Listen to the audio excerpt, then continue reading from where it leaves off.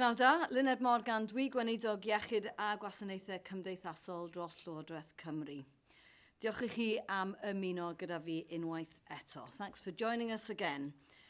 Now, in any year, January is always the busiest time for the NHS. This year, however, brings new challenges as we face a huge coronavirus wave, bigger than any we've seen in the pandemic so far. The extremely high rates of coronavirus infections in the community are translating into increasing numbers of people who need hospital care. The latest figures show that there are now more than 1,000 COVID-19 patients in our hospitals across Wales, and that's the highest level since last March. But this Omicron wave is also having an impact on staffing levels in the NHS and other public services. Across the NHS, just over 8% of staff are currently off work, sick or self-isolating. That's around 10,000 people. These levels of staff sickness are putting even more pressure on our healthcare system at a time when it's already seeing incredibly high demand for emergency and medical care. The number of NHS staff off with coronavirus is at its highest level since April 2020. Yn anffodus oherwydd y pwysau staffio yma a'r pwysau Covid, mae rhai byrdde iechyd wedi gorfod wneud dewisiadau lleol anodd mwyn amddiffyn gwasanaethau hanfodol. Mae hyn wedi cynnwys gohirio apwyntiadau, symud llawdriniaethau I leoliad gwahanol a symud staff o gwmpas. Unfortunately, the combination of these staffing and COVID pressures has meant that some health boards have had to make difficult local choices to ensure that essential services are protected. In some cases, appointments are being postponed, surgery is being moved to a different location, and staff are being redeployed. Health boards are also asking their local populations to choose the right NHS service for their health needs. NHS 111 online can help with checking symptoms. Minor injury units are open and pharmacies can provide advice and treatment for a wide range of minor illnesses. Drwy ddewis y gwasanaeth cywir, fe fyddwch yn helpu'r gwasanaeth iechyd I wneud yn siŵr bod gwasanaethau iechyd brys ar gael I bobl sydd wir angen gofal ar frys I achub I bywydau nhw. Choosing the right service will help the NHS to make sure that emergency health services are available for people who really need the most urgent life-saving care. We want our NHS services to be available when you need them. Today, I've announced a further £12.5 million to help the NHS cope in the difficult weeks ahead. Now, most of this new funding will be to fund home adaptations to help people return home from hospital, around £10 million. Does neb eisiau treulio diwrnod yn hirach yn ysbyty na sydd angen. Nobody wants to spend a day longer in hospital than they need to be there. The funding will go to local authorities to pay for equipment to help people with their care and support needs to live independently in their own homes. A further £2.5 million will support pharmacies to help more people to stay well without needing to see a GP. This funding will help pharmacists provide treatment and advice for a range of common ailments. Increased access to pharmacies will help reduce pressures on GPs and other NHS services by encouraging people to speak to a community pharmacist for advice and free NHS treatment. The funding announced today will also help tackle the hospital and workforce pressures within community services and social care by avoiding unnecessary hospital admissions and long stays. It will support people who currently cannot be discharged from hospitals due to insufficient care capacity to return home.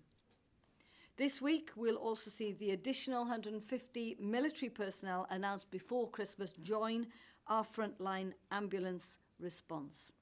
This support will ensure people can access high-quality emergency care when they need it most. Despite the NHS being under huge pressure, it is still here for you when you need it. Felly, sut allwch chi helpu'n gwasanaeth iechyd y gaeaf hwn? Mae yna lawer o ffyrdd gwahanol o gael y gofal cywir yn y lle cywir ar yr amser cywir. So how can you help our health service this winter? There are a number of different ways you can access the right care in the right place at the right time. And we ask you to use your local pharmacy for advice about minor health concerns like a sore throat, and get some over-the-counter medicines free of charge without seeing a GP. GPs are under enormous pressure at this point in time. Some of them are helping out with the booster programme. Plan ahead by ordering your repeat prescriptions at least 7 days in advance. Check your symptoms online using the NHS 111 Wales website and get quick advice on what you should do next. Use your local minor injuries unit for injuries such as wounds, minor burns and broken bones. Remember, 999 is only for life-threatening and serious emergencies or injuries such as choking, cardiac arrest, stroke and severe blood loss. Make sure you get your COVID booster, flu or other vaccinations when they're offered to you. With the Omicron peak approaching, the booster remains one of the most important ways you can keep yourself and your loved ones safe. You'll be joining more than 1.7 million people in Wales who've already had that booster vaccination. Our NHS has expanded capacity for vaccines and availability is there now. If you missed your vaccine because of illness with coronavirus, you can have a booster after 28 days. So check your diary and contact your health board as soon as possible. If you couldn't make your appointment over Christmas, it's never too late. All health boards have appointments available and all are currently offering walk-ins at certain venues. So check with your local health board for details. Hoffwn orffen drwy roi ar gofnod pa mor ddiolchgar ydw I bawb sy'n gweithio yn y gwasanaeth iechyd a gofal yn ystod y cyfnod caled yma.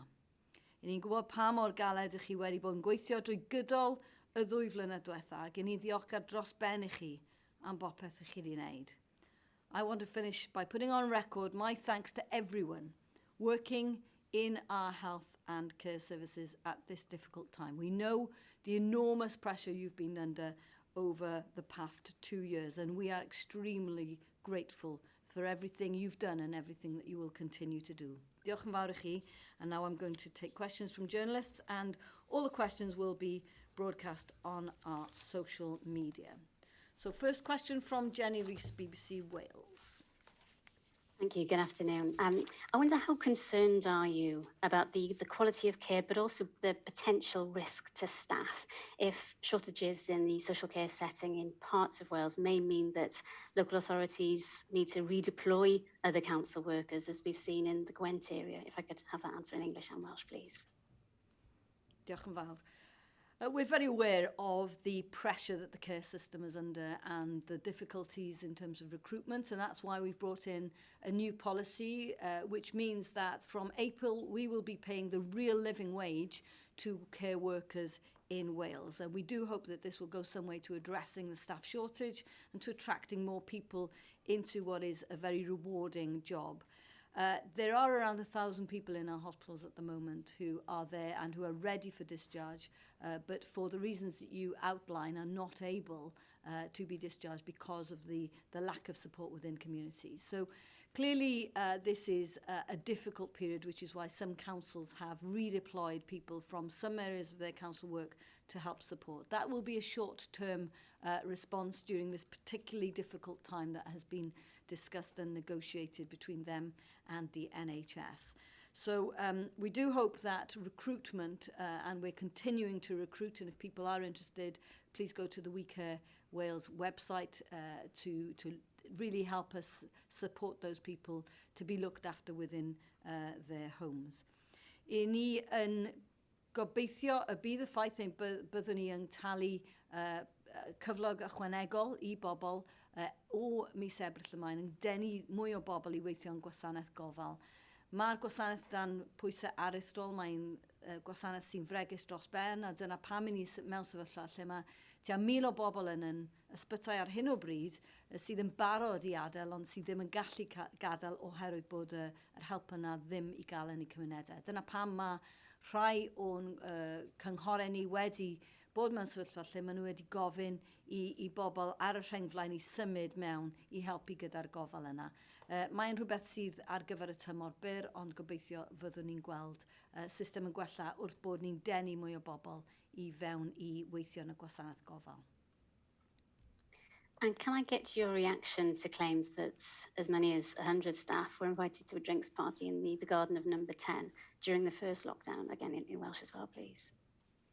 Well, if we remember back to what was happening in May 2020, it was about the most acute time in the whole crisis. I just think about the sacrifices that so many people in Wales made at that time. The sacrifices of not being able to say goodbye face-to-face to loved ones in hospitals, the sacrifices that people made in terms of not being able to leave their homes, not being able to see loved ones, not being able to reach out for the support that so many people wanted at that time. And to have that juxtaposed with a situation where within Downing Street a party was going on really defies belief. I do hope that the Prime Minister will do his duty and report to the House of Commons this afternoon. It is his responsibility to lead from the front and to lead through example. I'm afraid we've seen once again that he has failed to give some very clear answers on some very simple questions. And I think the public deserve to know what was actually going on and how it is that he can't recollect a situation where he was certainly involved in some way, by the sounds of things, in parties that were going on. I think it undermines the authority of the Prime Minister and has possibly led to a situation where he is not able to undertake the advice that certainly we've been having from our advisors in terms of being able to bring in new restrictions, because clearly people are likely to be less willing to follow the example set by a Prime Minister who is simply not following his own rules. Chi eisiau hwnna'n Gymraeg? Shall I just answer that very briefly in Welsh? Dwi'n meddwl bod e'n gyfrifoldeb ar y Prif Weinidog I ddod I Siambr Tir Cyffredin heddiw, I ateb y cwestiynau sydd wedi rhoi ger bron. Ond 'na gymaint o bobl oedd wedi aberthu cymaint o bethau yn ystod y cyfnod yna nôl yn Mai 2020.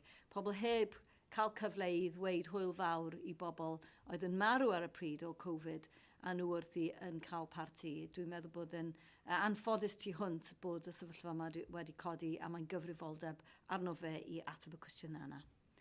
Adrian Masters, ITV Wales. Thank you, Minister. Scotland in the next hour is expected to ease restrictions or lift the cap on numbers allowed to gather at sports and other large outside events, which means that their Six Nations matches won't be played behind closed doors. Can you give an indication to those involved in sports and other outdoor activities that you may well follow suit? Thanks very much, Adrian. I can assure you that we are keen to dismantle any restrictions as soon as we possibly can. We think it's our legal obligation to do that, but we are in a situation where the pandemic is very much still with us. We are keeping a very close eye on the statistics that are coming in at the moment. We're hoping that we're seeing a stabilisation in those numbers. Clearly, I think it would be difficult for us to dismantle things if the numbers are continuing to rise. But certainly when it comes to the Six Nations, we think we've still got some time before those decisions need to be made. That is early February. There's still a bit of time for us to make those decisions. We are already discussing this in Cabinet, but as I say, it's unlikely that we'll see an easing of those restrictions until we see at least a levelling off and coming down from the peak, from these extremely high levels that we're seeing at the moment. And let's be clear about where we're at in this process. We are seeing the highest level of cases that we've seen throughout this pandemic still in our communities today, and now would not be a sensible time for us to ease those restrictions.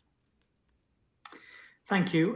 Can you tell me, are you as a government considering reducing the isolation period from 7 days to 5 days? And are you looking at stopping the provision of free lateral flow tests? Thanks very much. Well, we'll always take clinical advice on these kinds of situations. I know that the UK Health Security Agency have been very forthright in the past in terms of their views on this situation, suggesting that reducing it to 5 days isolation could actually exacerbate the situation and could lead to more people being off work. The situation in the United States is that they start to count the numbers from isolation from the onset of symptoms, whereas we count from the time when people are tested. So I think it's worth bearing that in mind. So no plans at the moment to reduce that isolation period from 7 to 5, but of course we will continue to take advice from our clinical experts on that. And the lateral flow test question? Sorry, the lateral flow test. I think it's a very strange time to be flying this kind of flag by the UK government to suggest that now is the time for us to be withdrawing lateral flow tests at a time when we're absolutely at the peak of the virus. That is not something that we are going to be doing in Wales. So you can rest assured that those will continue to be free, certainly for during this incredibly acute time. Thank you. Mark Smith. Thank you very much indeed, Health Minister. The number of COVID infections has been falling for the past couple of days in Wales. What advice are you being given regarding these figures? Do you believe we've already hit the peak of Omicron? And is the data perhaps proving better than the Welsh Government had anticipated at this stage? Look, it would be great if we can see that stabilisation continue and that fall that has come with the data. But I think we do have to be cautious at the moment because there are a few variables that have come in at this point in time. So first of all, the way we measure the number of people with COVID has changed. Obviously, we are telling people who've had a lateral flow test who are not symptomatic not to bother with a PCR test. So that could have dampened down the numbers of people coming forward. We've obviously seen the return to school, so we've yet to see whether that's going to make a difference to the figures. But also the wastewater monitoring that we carry out suggests that actually the rates are, if anything, climbing. So we just want to keep an eye on the situation for the time being. I think it's too early to say whether we've reached the peak yet, but there's certainly some positive views out there, some positive data, but I think it's too early for us to become overexcited about having reached the peak. Thank you very much. And secondly, despite the success of the booster vaccine rollout, there are some groups, it appears, where the take-up has been slower. For instance, there remain more than a quarter of care home workers who have yet to receive the booster, as well as nearly 40% of 40 to 49-year-olds, and more than half of 30 to 39-year-olds. Does it concern you at all that so many adults appear to be missing the jab or opting not to have it? I think we've seen some pretty high rates, actually. I think it's not all doom and gloom in terms of boosters. I think it was a very successful programme that we've managed to roll out over what is a very difficult period. 1.7 million or so boosters have been given during that period, which is really quite a miraculous achievement. I'd like to thank everybody involved in that programme. We have seen around 88%, for example, of our care home residents and 83% of our health care workers have received the booster. You are right to draw attention to those lower numbers, but I think they correspond to the very high numbers of people who are suffering from COVID and Omicron in particular during that time. So you talk about the 30 to 39-year-olds, about 46% have had the booster. Clearly, that is the same category of people where we saw the peak numbers during this time. And so obviously they are then not able to take advantage of being able to have that booster. So hopefully they will come forward, but they do have to wait for around 28 days before they're able to do that. So I think the tail end of our booster program may actually be prolonged now as a result of so many people having contracted the Omicron variant.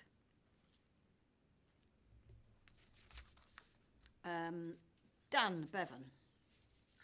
Thank you, Minister. Good afternoon to you. Businesses are understandably concerned about the effect that these restrictions are having on their ability to trade, particularly, as we mentioned, with the Six Nations coming up. A recurring theme when we've spoken to businesses in multiple sectors is saying that the financial package that's on offer is not enough to see them through this period. Was there any kind of economic impact assessment when these measures were being discussed in Welsh Government and when ultimately you decided to put them in place?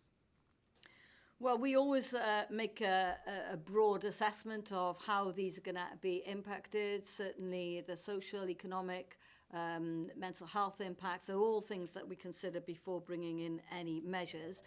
But our primary responsibility as a government is to keep the people of Wales safe, and that's why we did introduce these measures before Christmas. We are intensely aware of the impact that this is having on the business community, in particular places like the hospitality sector.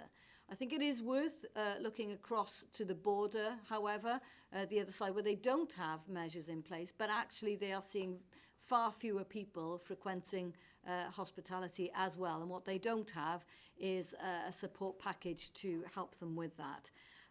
Clearly that money will start to go out in the next couple of weeks, so we do hope that people will be able to see the difference and to get that support that they need to get them through what is a difficult time. It is in our interests, I think, and the interests of those businesses to make sure that they are able to open with the staff, for example, not being off sick either. And there's been examples in England where hospitalities had to close because the staff have been off sick. So all of this is really important. And the fact that our rates in the community, about 6% compared to London's 10%, does demonstrate that there is a difference. Dan. And on that, well, thank you. And on that point, when it comes to England, of course, Wales has more restrictions than in England, but the case rate is currently higher. So how can you be certain that these measures are having the desired impact on bringing case numbers down, but also being proportionate with knowing that the Omicron variant is a less severe infection? Well, case rates are different from area to area, so it's very difficult to put kind of blanket picture across a whole of a nation. What we do know is that the initial data is demonstrating that hospitalisation rates are fewer than we're seeing in England, that the fact that we were able to hold things off for slightly longer means that we managed to get more people boosted in a quicker time, which also may have helped us to reduce the numbers of people going into our hospitals. So clearly we're going to have to assess all of this and just to see what impact it has made. But our early sight is that actually, in particular, if it does look like we're reaching a peak already, that will be a very comforting situation. But we're not confident enough yet to say that we're in that situation. Dan. Oh, is that right? Have you had your two? I believe so. Harry, then. Thank you. Good afternoon, Minister. Happy New Year as well. Of course, you announced today the extra money which will help the NHS, which is obviously great news, but you mentioned it's going to be distributed to local authorities. Can you tell me a bit more about the distribution and how this is going to be done fairly? Thanks very much. Well, there are two mechanisms to get that money out to people. One is through the people who pay rates effectively, that there is a mechanism there, and there has been an opportunity for people to assess whether they're eligible. That eligibility checker has been open for a while already, but that money hopefully will start to go out in the next week or so. And then there's another package of funding that people can apply for, and there's a checker on that as well. So hopefully people will have had that opportunity, and all of those details can be found on the Welsh Government website. Thank you. And following on from that, people who have recently been in hospital, how are you going to ensure that they are aware that they're eligible and that they can benefit from this equipment? There is a huge amount of discussion that we've been having on a weekly basis with our counterparts in local authorities who've told us that they are very keen to see this additional equipment. So they have identified where they need that equipment. So it will be very easy for us to buy the equipment, to get it installed. And clearly we need to do that as soon as possible because the pressure is now. But we're very pleased to have been working with them in identifying this additional funding that hopefully will help us to get people out of hospital quicker than was possible without this funding. Tom Magner. Thank you very much indeed, Minister. You've given figures for the NHS staff who are off work at the moment. You've discussed staff vaccination rates. You've mentioned 1,000 people ready for discharge from hospital. You've mentioned extra money. So plenty of figures. So what is the figure for the number of unpaid carers across Wales who are ill enough not to be able to care for their friend or relative and need vital support? Thanks very much, Tom. You'll be aware that we are constantly talking about what additional support that we can give to those unpaid carers who do a heroic job on all of our behalves. They're not just looking after family members or neighbours. They are actually helping us all out as a society, and our debt to them is enormous. You've seen that we've given significant additional funding this year to those carers. We'll keep that under review, Tom, and you'll be aware that any additional support, respite care in particular, we know is crucial. But some of those carers may have contracted COVID and may not be in a situation to provide that care. And obviously, it is important that those unpaid carers then get in touch with their local authority to see what additional support that they can get from them. Obviously, to our viewers, any support, financial or otherwise, is certainly welcome. But given the scale, the input of unpaid carers, providing 96% of care across Wales, how do you know, for example, that the amount of money you're giving is enough? Because if you haven't got the figures, the proportion of the 370,000 estimated unpaid carers across Wales, how can your government efforts be accurate? Thank you.